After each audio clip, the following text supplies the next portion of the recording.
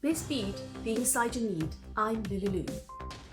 US and European officials have publicly brainstormed about what to do with Russian assets stuck in foreign countries since the Russia-Ukraine conflict started. The amount is estimated at around $300 billion.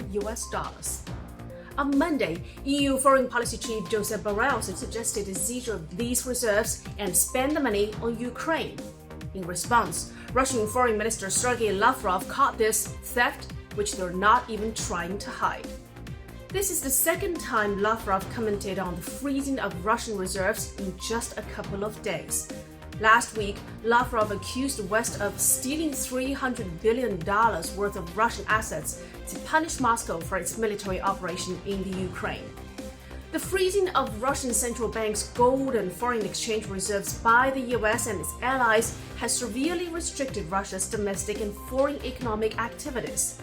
The ruble's exchange rate has plummeted as Russia's capacity to intervene with its currency and financial settlements has been largely weakened. But being home to the world's largest gold market and gold vault, a US default on gold reserves of other countries is evidence of a loss of credibility of America's financial system.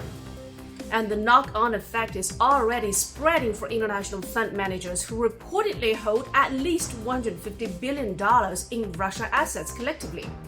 Fitch data showed that at least 18 asset managers, including JP Morgan, BNP Paribas, and UBS, have suspended Russia-exposed funds, leaving investors no indication of when they can head for exits.